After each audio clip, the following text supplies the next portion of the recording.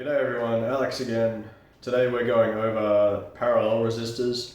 In the previous video we briefly touched on series resistors. Today's video won't be too much different, I imagine. It's going to be putting it on the breadboard, seeing what happens, and sort of doing a bit of maths and measuring out what we actually get in the real world scenario, just to proof by experimentation or whatever I'm saying. It is the third experiment in this big old book of 301. I'm sure we'll be absolute jets in electronics by the end of it, but I won't waste your time anymore on my own, so we're going to get down on the board and draw something up, put something together and see what happens. So I'm going to see you down there. Alrighty, we're back down on the table and I've put together a circuit to mimic what I've drawn up in my circuit diagram to the best of my abilities. As you can see, we have two resistors that are currently connected up in parallel in the event that our switch is put into the closed condition. So one might have to stop and think, how is this going to be any different than what happened when we had two resistors connected up in series from the previous experiment, in the case that two resistors were connected up one after the other in series. So in that experiment we discovered that the total resistance was added together. So if they were 470 and 470, you would get 940 ohms of total resistance. However, when dealing with resistors in parallel, they behave differently, and I think it helps to not think of resistors in terms of resistance when they're connected in parallel, but instead think of them in terms of conductance, because it helps you understand the maths a little bit better. So when I was taught this, I didn't have the greatest understanding of where the formula sort of came from. But generally, well, I do now because I think of it in conductance instead of resistance. But the formula for resistors in parallel is R total equals the inverse, so 1 over, and then the inverses of the resistances added together. So in this case it would be 1 over, and then we'll do 1 over 470 plus 1 over 470. And it's always important to do proper bracketing when you're using a calculator for this. So I'd go 1 over bracket and then use another bracket, 1 divided by 470 plus 1 divided by 470 bracket, bracket. And I know that the answer will be in the range of, well, it's going to be exactly half of 470, so 235, and I'll explain why in just a moment. So in this case, we could draw up the equivalent circuit of this as being a voltage source. I won't use that for the time being, I'll just still use the little battery cells. So we'd have a voltage source that would come up through our diode, and when the switch is in the closed position, it is effectively creating a circuit with the equivalence of a 35 ohm resistor.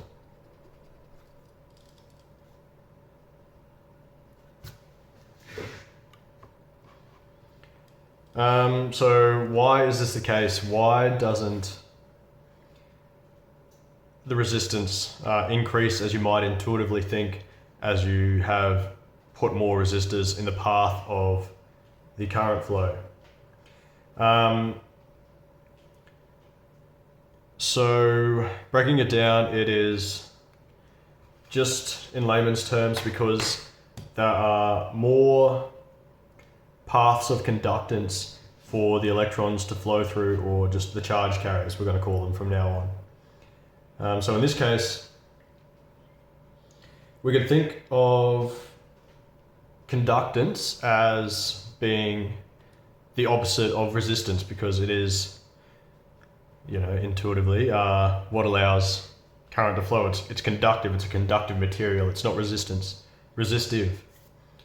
So there's actually the formula for that, and I'm probably going to absolutely butcher the pronunciation of it, but it's given by the symbol G, and it's measured in Simons, I believe.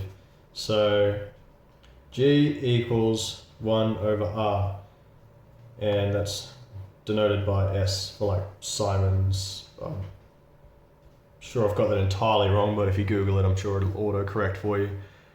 So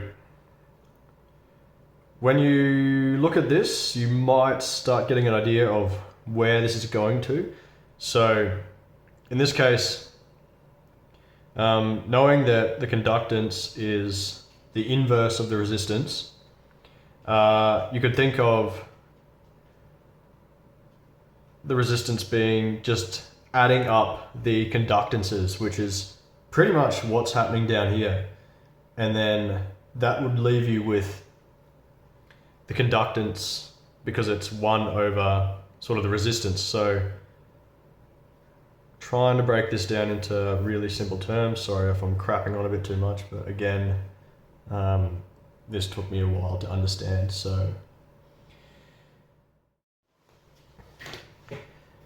all right, okay. So I was just talking about how this allows more conductive paths to allow charge carriers to flow from the positive terminal to the negative one. So another way you could sort of explain that is by moving our voltage up here. So we're going across the LED, we're going to drop, let's say 1.8 volts to give us maths, 4.5 minus 1.8, 2.7 volts acting up here.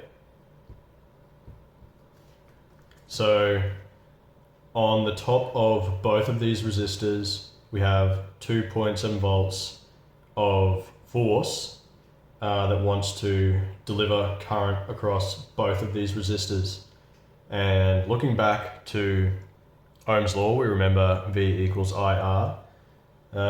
So if we wanted to discover the current going across each resistor, you could remember to write this one up and then transpose it for R by dividing both, transpose it for I by dividing both sides by R. So that would give us I equals V over R. And punching in our value, so just the current that would be traveling over this one resistor would be equal to 2.7 volts divided by the resistance. So we have our 2.7 volts divided by 470, and would expect about 5, I'll just say 5 milliamps for the time being, because that's, 3 decimal places down that way. I might have to do a video on scientific engineering notation later, or scientific engineering, sorry. Any case, so we would expect approximately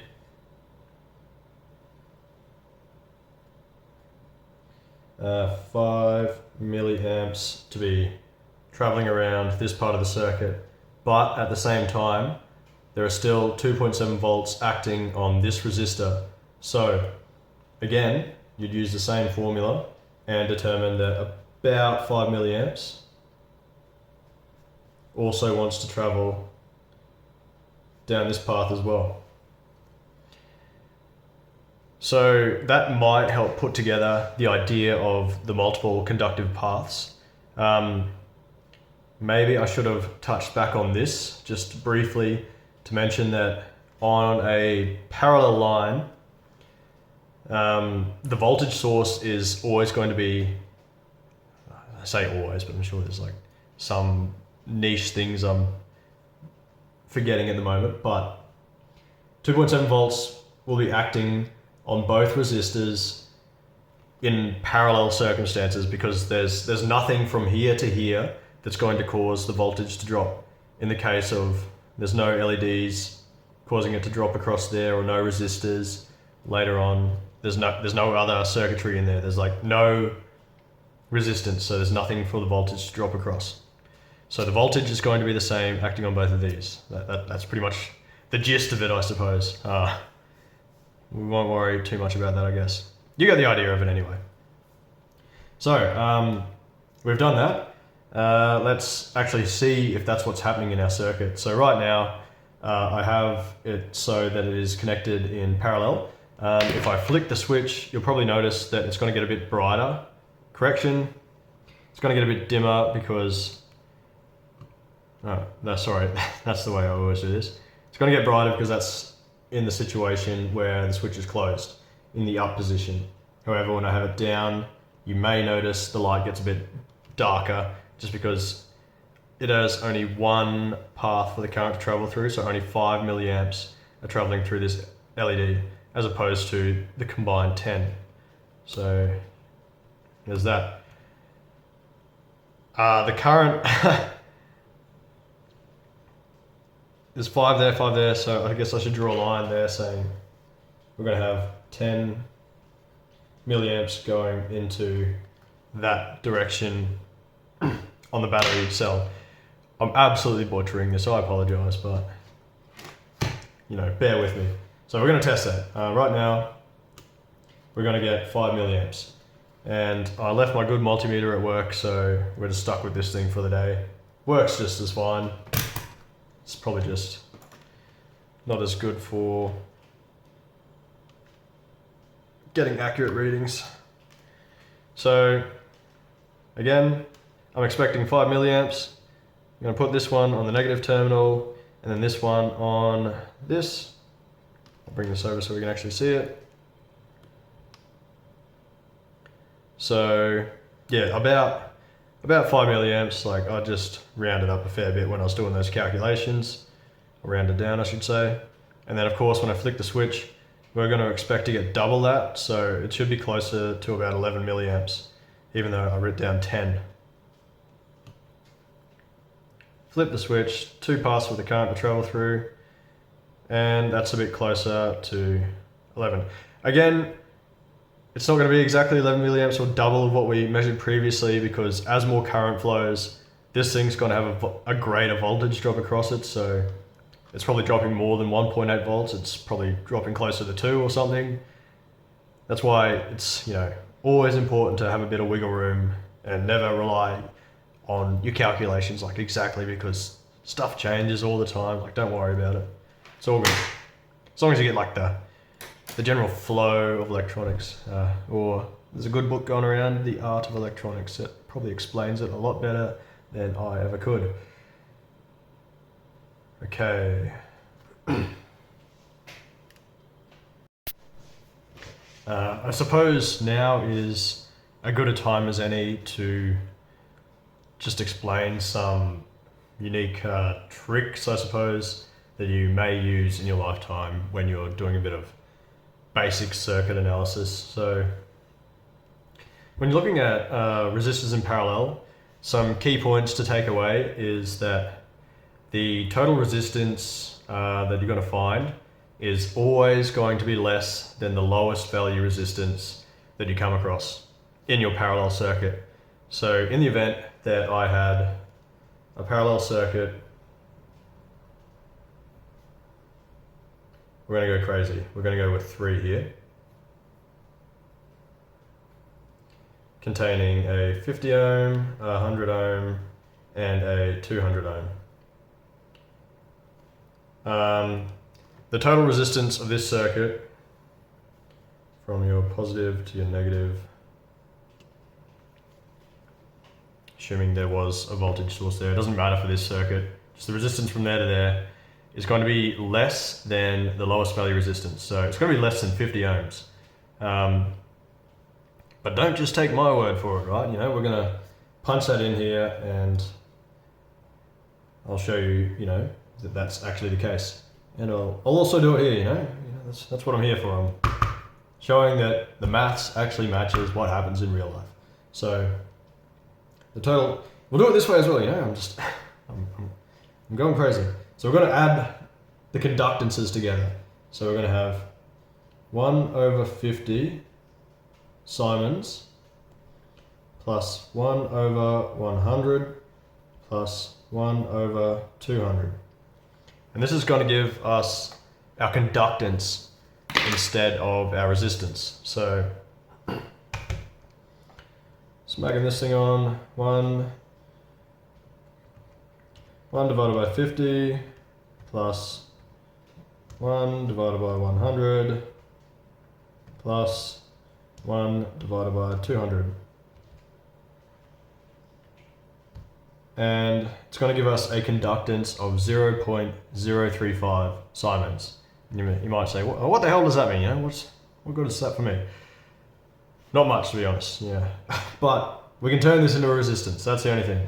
And we know that conductance, right, is the inverse of resistance. So what do you think we do here? You probably know. 0.035 S. Trust me, I know that looks like an S. So we've got conductance. We look up here.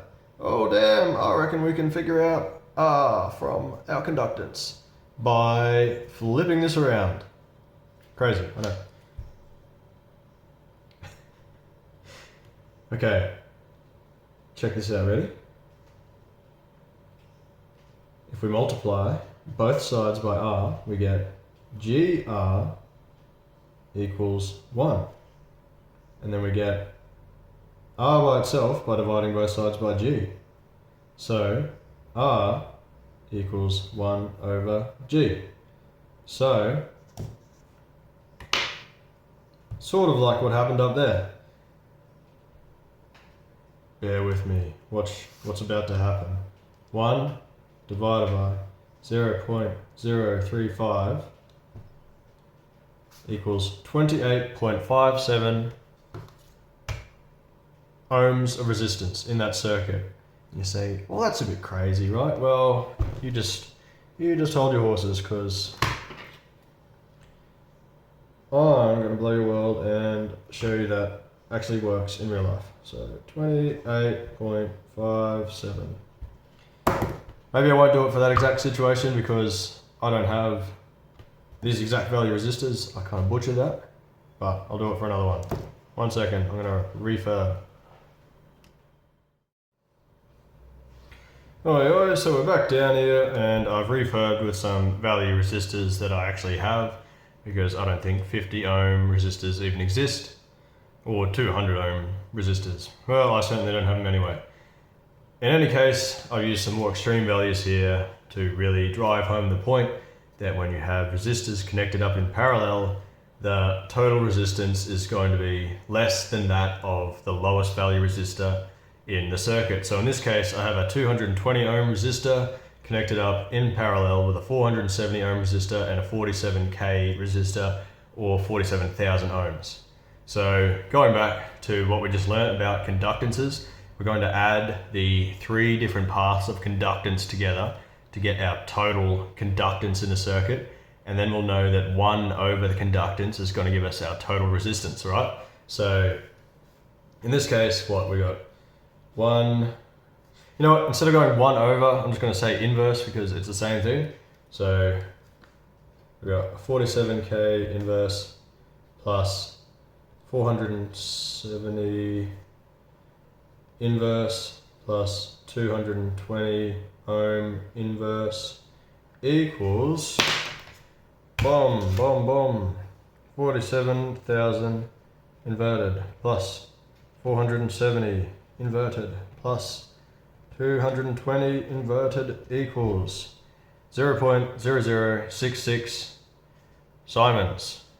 What the hell does that mean? Well, that means it's got a something conductance. I don't know what people actually use conductances for, but that's what that is. But we don't care because we want the resistance. So we remember that to get resistance from conductance is R equals 1 over G, or in this case 1 divided by our answer. So we know that it's going to be about 150 ohms, we can see. So boom, we are anticipating to get 150 ohms total resistance from this part of the circuit through to the bottom. Just in case you don't know, I might have glanced over it before.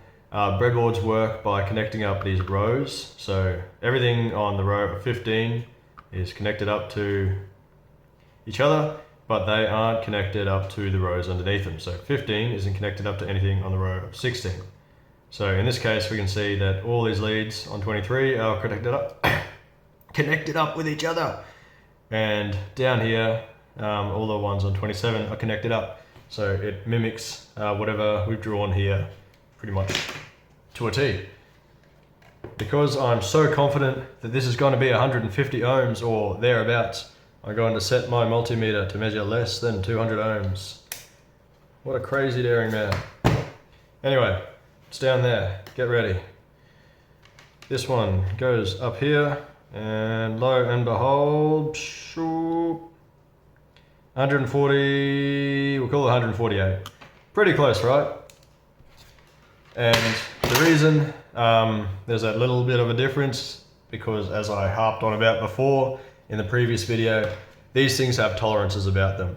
Not that big of a deal in small valued resistors. When we're getting up to something like 47,000, this has a brown band as well, so a 1% tolerance.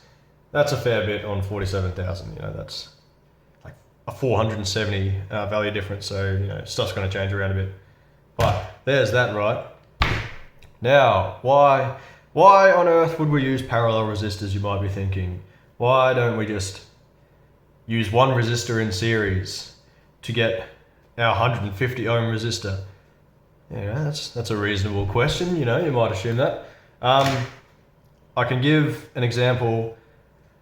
But before I do that, I'm going to quickly go over what a watt is, because that's sort of important.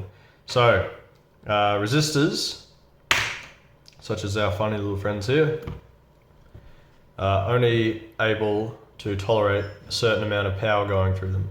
And that's all determined generally by the size of them. So, I don't even know if that's in frame. Whoop, there we are. So, if they're small, they can't dissipate as much heat, which is generally what all the power is dissipated as. So if you have a small one, that's going to be about, from memory, 0.25 watts. And so what is a watt? It's denoted by P for power equals voltage times current. So if you have 5 volts acting on, let's say, a 100 ohm resistor, we're going to get some sort of current going through it, where, you know, V equals IR. We want to get the current in that situation, so I equals V divided by R, which is, we're going to say 5 volts over 100, which is 5 milliamps, right? Or 5 divided by 100, correction, 50 milliamps. But we're going to keep that as 0.05 amps. And so for a 100 ohm resistor with 5 volts going across it, we would get the power being 5 volts times 0.05, which equals 25.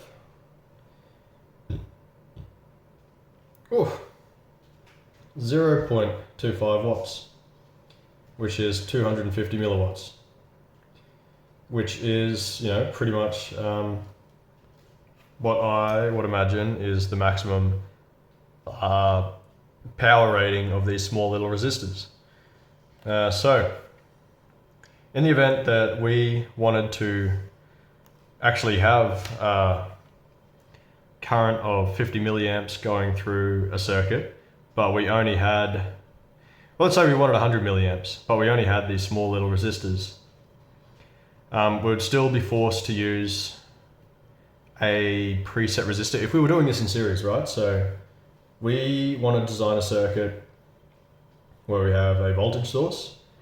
So I am going to denote that just with a big V in a circle. And I want to have some sort of resistance to drive a load on the end, whatever that is.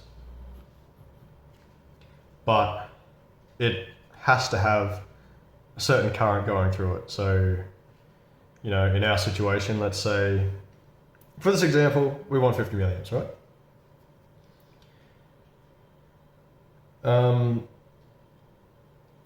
Bear with me, I'm having a brain fart. All right, so you might think, why don't we just use what we demonstrated before and have, you know, we've got our 5 volt source and use our, and we want 50 milliamps in this situation to drive our load. So we want 50 milliamps going into here. Why don't we just use our little quarter watt 100 ohm resistor there?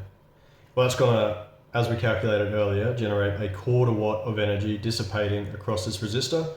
These resistors are rated to a quarter watt. So generally bad design practice, that's teetering a bit too close to the power that these things can handle. It's probably gonna cause some sort of error, right? So what do you do to get around that? We go back to what we learned in series resistors and combine that with what we're currently learning in parallel resistors. And with that knowledge, we can create a matrix that will create the equivalent circuit as we sort of looked at before, to give us a certain resistance by connecting things in series and parallel at the same time. And that'll make more sense as I draw up a quick example here. So if I get this 100 ohm resistor off, because I don't have them, I'm going to use 220 ohm resistors. So I want to create a 220 ohm equivalent circuit that can handle more than a quarter watt. And to do that, you have to create a matrix. And this is what that sort of looks like. Boom, boom, boom, boom. And when I say create a matrix, just make sure that the number of ones in series are equal to the number of ones in parallel. So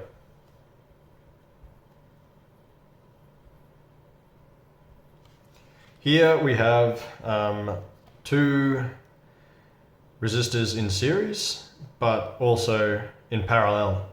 So we know that before, when we have resistors in series, they create, well, they just add up, right? So the equivalent of that could be drawn as this, because we're combining the series resistances to equal 440. And then, because we have 2 identical resistors in parallel, we know that the actual resistance total is just going to be exactly half of that, as we explained earlier by this situation here. Click back on the video if you're a bit lost. So the equivalent circuit of that one is going to be 220 ohms. And you might be thinking, well, isn't that just going to dissipate the same amount of power? Because it's just a 220 ohm resistor again, isn't it? Wrong, brother. So in this situation, we have 5 volts acting here. Cool, right? And then the current's going to be less going through each of these, but the total current at the end is going to be the same as if it were just passing through one 220 ohm resistor. So each resistor is dissipating less power than if you were to have just connected up one single resistor by itself. So in this situation, we have 440 ohms on either side. So you know that 5 divided by 440 equals 0.011 amps. 0.011 amps going down this way, and it's going to be the same down this way. And so we can calculate the power that's going to be dissipated in these resistors by our power formula of 5 volts times 0.011 amps. So that's our amperage times 5. And these resistors, both of them, are going to be dissipating approximately,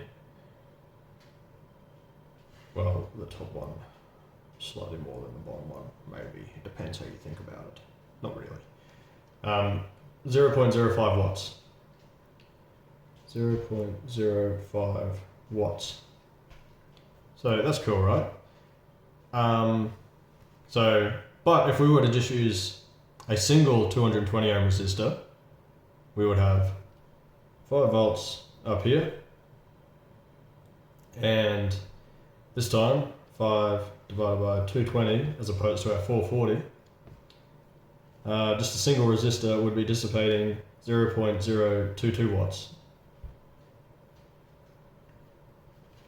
So you can sort of see that by connecting up resistors in series combination parallel, you can dissipate more energy but still have the same effective resistor.